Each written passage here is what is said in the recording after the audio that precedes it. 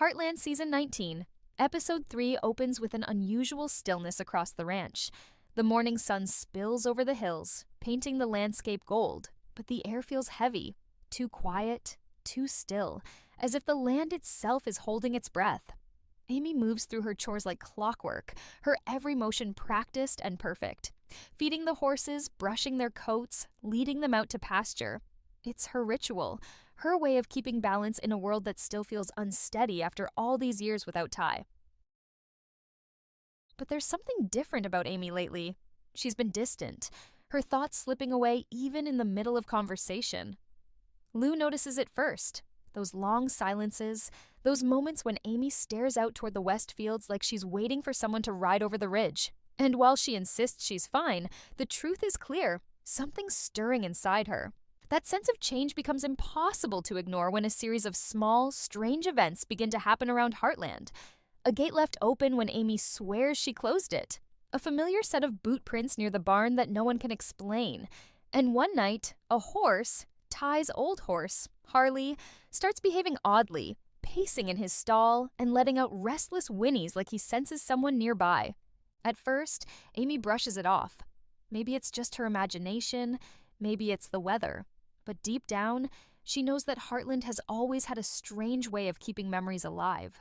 Every tree, every field, every trail carries echoes of those they've lost.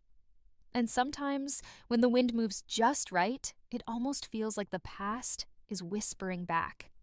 Later that day, Amy rides out alone toward the southern pasture, the same trail she and Ty used to take when they wanted to escape the noise of the world. The air grows cooler as she reaches the ridge, and for a fleeting moment, the silence breaks with a sound she hasn't heard in years. A man's voice calling her name. Soft, distant, but unmistakable. Amy stops cold, her pulse quickening.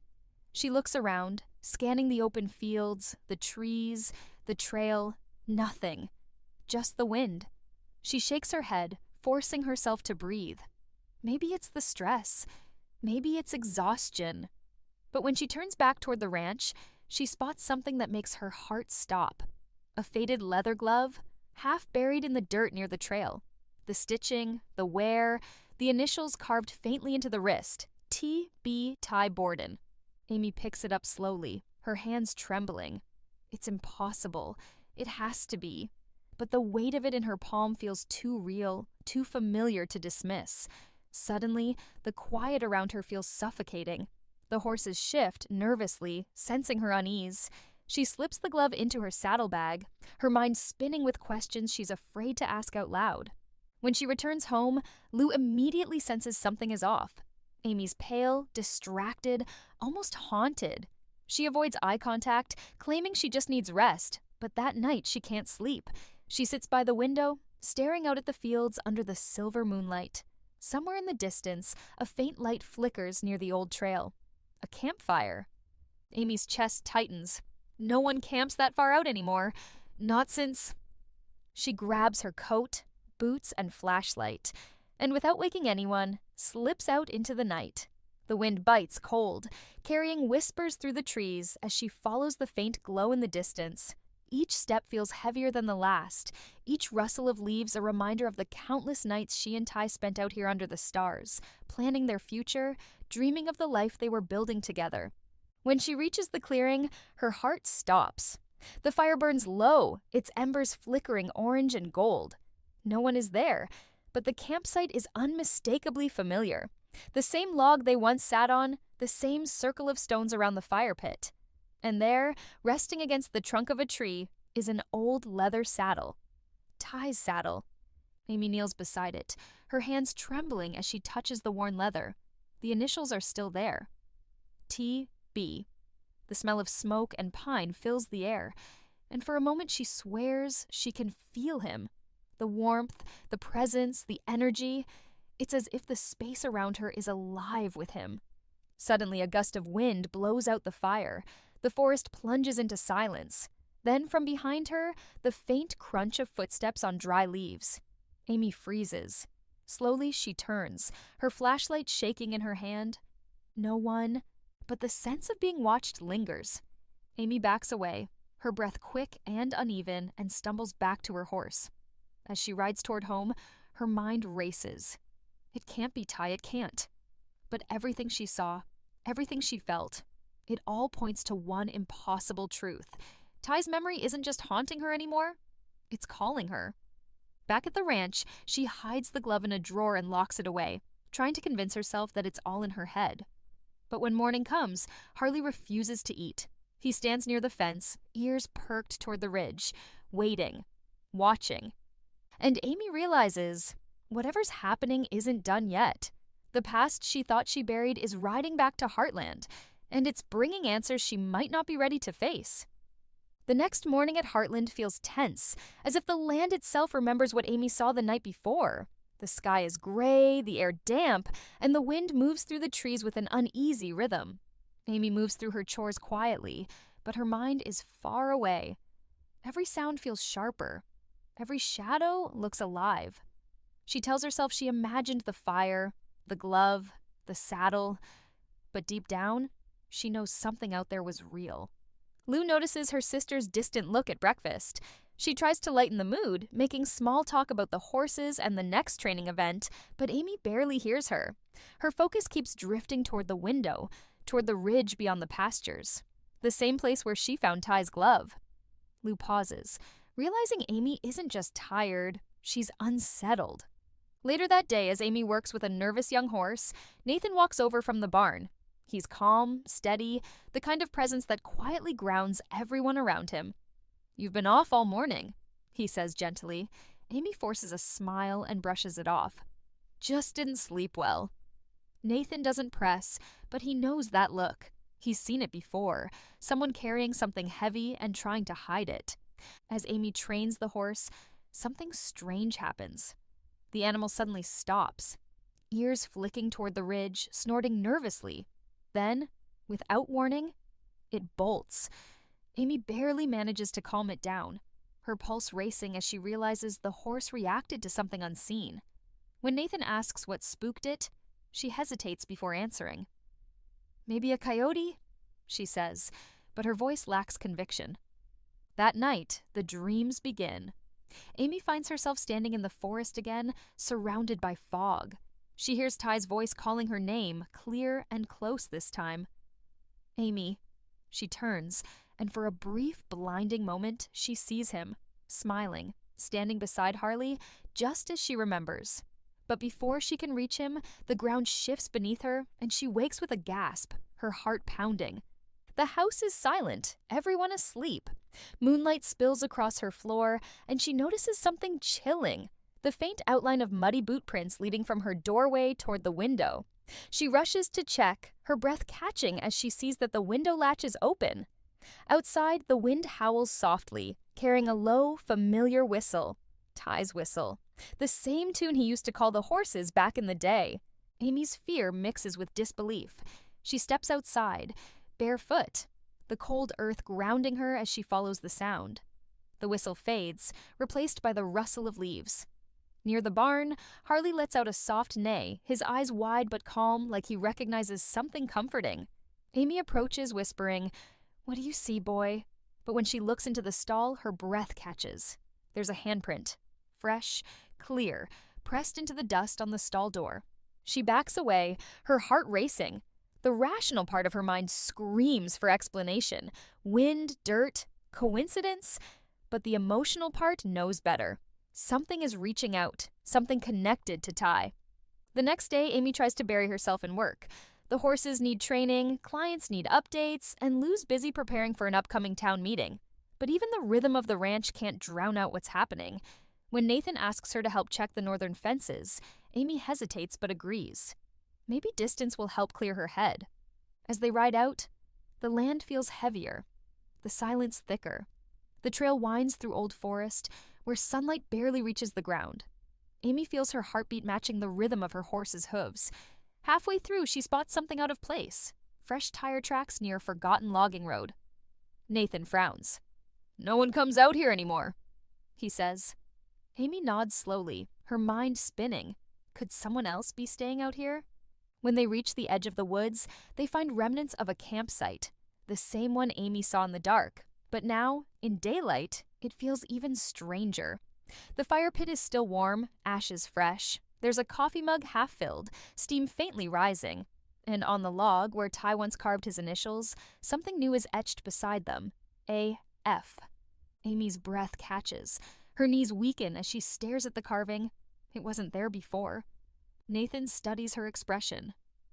Amy, what's going on? She can't find the words. Her eyes glisten with confusion and fear. This was our spot, she whispers. Ty and I, this is where we used to come when we needed to think. Nathan looks around cautiously. If someone's been out here, we need to know who. He searches the area while Amy stands frozen, running her fingers over the carving. The wood is still rough, the marks clean, like they were made just hours ago. Suddenly the wind shifts. A whisper drifts through the trees, soft, broken, but clear enough to send chills down her spine. It's a voice she knows too well.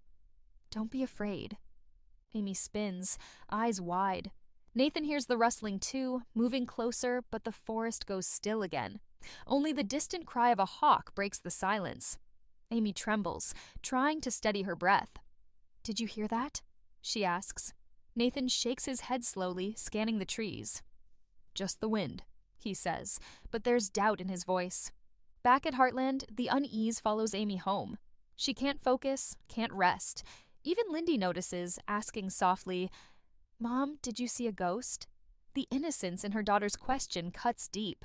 Amy forces a smile, tucking her in. No, sweetheart. Just tired. But when Lindy drifts to sleep, Amy sits beside her, staring out the window again. The ridge glows faintly in the moonlight. Calm, quiet, waiting. As Amy stands, a faint knock echoes from the porch. Oh, she freezes. No one visits this late. Slowly she opens the door. There's no one there. Only an envelope resting on the step. No name, no address, just a simple wax seal, the kind Ty used years ago for personal letters. Her hands tremble as she picks it up. Inside, a single piece of paper. 5 words, written in Ty's handwriting. I never really left, Amy.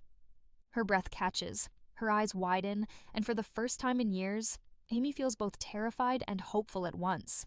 Because if this is real, if any of this is real, then everything she thought she knew about loss, about goodbye, is about to change forever. The morning after the storm is eerily calm. The land feels washed clean, but the silence it leaves behind is heavy. Every drop of water clinging to the fence posts, every creak of the barn, seems to echo Amy's heartbeat. She hasn't told anyone about the voice she heard last night. Not Lou, not Nathan, not even herself out loud. Because if she says it, it becomes real. She steps outside with Ty's necklace still hanging around her neck. The sun peeks over the ridge, painting the sky in gold and gray, but the light doesn't comfort her. Harley nudges her shoulder softly, as if sensing the confusion storming inside her. Amy strokes his muzzle, whispering, I know you felt it too. The horse's eyes are steady, almost human in their calm.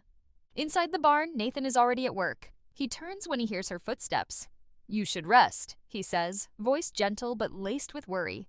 Amy forces a small smile. Resting won't bring answers. He hesitates, then nods. He knows by now that Amy's heart is stronger than most people's will. Nathan tells her he went back to the ridge early that morning before sunrise. The campsite's gone, he says. No ashes, no mug, nothing. Like it was never there. Amy freezes. That's impossible. But Nathan just shakes his head. I thought maybe the rain washed it away, but no. It was cleaned. Intentionally. That one word, intentionally, hits Amy like a wave. Someone wants to erase what happened, but why? Later, Lou stops by with coffee and questions. She's been watching her sister spiral into this strange obsession, and it scares her. Amy, she says carefully, what if all of this, Ty's glove, the letter, the necklace, is someone trying to manipulate you? Maybe they know how much you still miss him. Amy's eyes narrow. You think I don't know how that sounds? You think I want this to be true? I saw him, Lou. I heard him. The conviction in her voice silences Lou. She realizes arguing won't help. Then let's find proof, Lou says finally. If you're right, we'll prove it.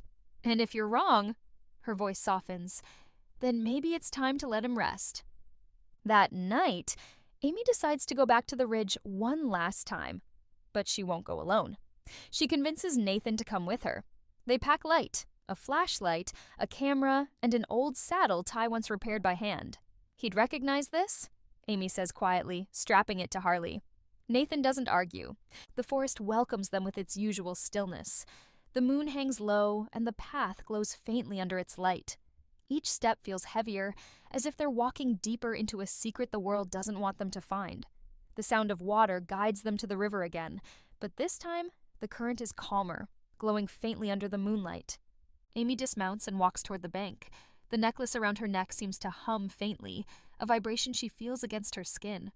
She closes her eyes and whispers, "Ty, if you're here, please, give me a sign." For a moment, there's nothing but the whisper of the wind and the gentle rush of water. Then, the current shifts, unnaturally. The flow slows, bends, and forms a faint shimmer of light across the surface, like a reflection that doesn't belong. Nathan's breath catches. "Amy," he whispers. She opens her eyes. There, standing across the river, bathed in soft, golden light, is Ty. His face is calm, peaceful, eyes fixed on her. He looks exactly as he did years ago. The same jacket, the same warmth in his expression, but he's not solid. He's somewhere in between. Tears stream down Amy's face. She steps closer to the water's edge. "Ty," she breathes. "Is it really you?" Ty doesn't speak at first. He just looks at her with a sadness so deep it breaks her heart all over again. Then his voice, soft and echoing, drifts across the water. "I've tried to reach you. I never wanted to leave." Amy falls to her knees, overwhelmed. Why now? After all this time? Ty's voice falters slightly, as if carried on the wind. "Because you're finally ready to listen." Nathan watches in stunned silence. He can't see Ty's face clearly, but he can feel the air vibrating with something powerful, something real. He takes a cautious step forward. "Amy, what's happening?" Amy barely hears him. Her entire world is focused on Ty. "I miss you," she whispers. "Every single day." Ty smiles sadly. "You don't need to miss me. You just need to live. That's how you keep me here." The river glows brighter, pulsing softly, as if it's breathing with them. Amy reaches out, her fingers trembling above the water. For a split second, the light flickers, and she feels it. Warmth, pressure, Ty's touch. Then just as suddenly, the light shatters. The reflection disappears. The river returns to normal, the forest silent again. Amy collapses forward, sobbing. Nathan rushes to her, catching her before she falls completely. "He was here," she gasps. "He was here." Nathan doesn't argue. He just holds her, eyes scanning the dark water that moments ago glowed with something unexplainable. Back at Heartland, Amy's different. Quieter, but stronger. Lou notices it immediately. There's peace in her eyes now, a peace that only comes after facing something impossible. But strange things continue happening around the ranch. Tools moved out of place. Horses reacting to unseen presences. The old wind chime Ty hung years ago starts ringing again, though there's no wind. One evening, as Amy sits on the porch watching the sunset, Lindy climbs into her lap. "Mom, do you think Dad can see us from heaven?" Amy smiles softly, kissing her daughter's head. "I think he never really left." The sky burns orange and gold, the same colors it had the day she met Ty. The wind shifts gently through the trees, carrying that familiar whistle again, soft, distant, loving. And Amy smiles through her tears, knowing that even though Ty may be gone, his spirit still rides with her, through every sunrise, every trail, and every heartbeat that keeps the Heartland alive. Days pass, but the memory of that night by the river refuses to fade. Amy wakes every morning with Ty's voice still echoing in her mind, soft, loving, unfinished. It isn't haunting her, it's calling her. The ranch feels both ordinary and sacred now. Every sunrise a reminder that she's living in the space between grief and grace. Nathan and Lou notice the change in her. The haunted look in Amy's eyes has turned into quiet determination. She moves through her days with renewed focus, yet every so often she pauses, listening, waiting, hoping. One afternoon, while cleaning the barn, Amy discovers something wedged between the wooden beams, an old photograph of her and Ty, sunlit and smiling, taken years ago by Jack. But this time, there's something new.